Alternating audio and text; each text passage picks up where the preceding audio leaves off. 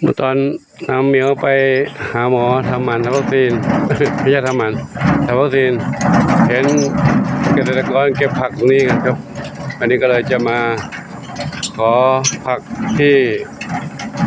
เขาไม่ได้ขายแล้วนะเอาไปให้กระต่ายกำลังเดินทางมาห่างจากวัดประมาณ400 กิโลเมตรไม่ใช่400 เมตรขอเก็บผักที่เขาไม่ใช้เก็บผักที่เขาไม่ใช้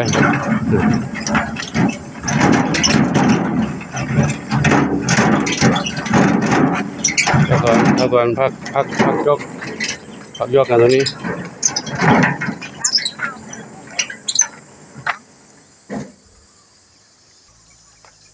ก็ตอนนี้มาเกษตรกรเก็บผักอะไรนะผักกาดขาวกิโลเท่าไหร่ครับกิโล10 บาทวันนี้ได้สักกิโลเนี่ยวันนี้กำลังมาเก็บเนาะวันนี้ได้หลายตันอยู่กันวันนี้ได้หลายพันกิโลกิโลละ10 บาทพันกิโลก็10,000ละได้หลายหมื่นอยู่นะ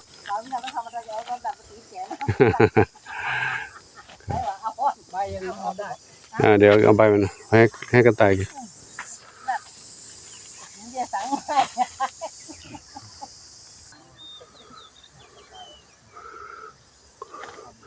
ขออนุโมทนาสาธุ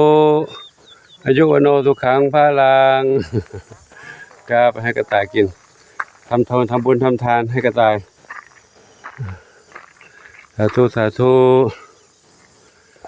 ไปแล้วได้มาเต็มเข่งแล้วพอแล้วนะกินไม่ทันเดี๋ยวไว้มาเก็บใหม่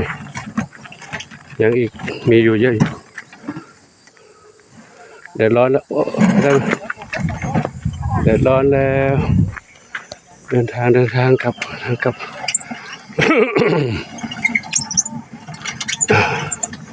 เดือดร้อนนะมาตอนเวลาเที่ยงเดือดร้อน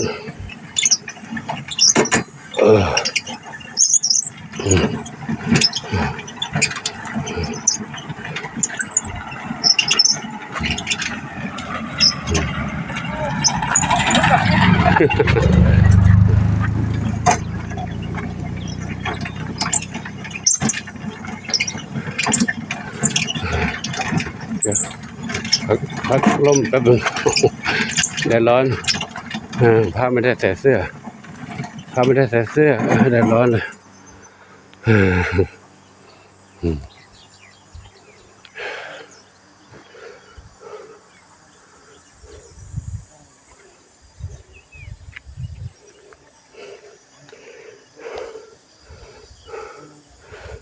นี่แหละ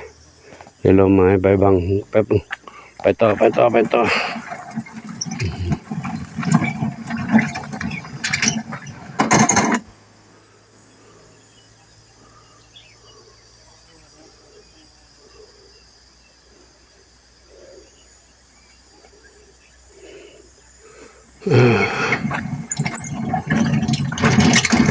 เจ้าน้องกระต่ายน้อยทั้งหลาย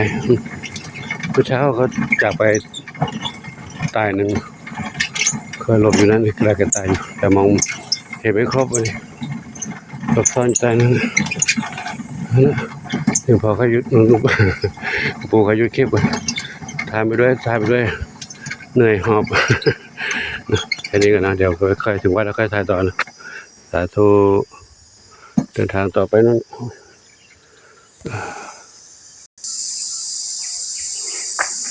เข้ามาถึงวัดแล้วก็ร่มเย็นในวัดร่มเย็น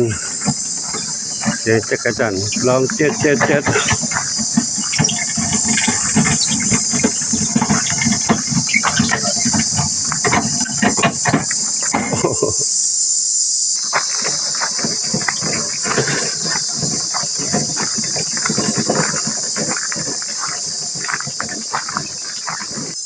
มาถึงแล้วพักไว้ตรงนี้ก่อน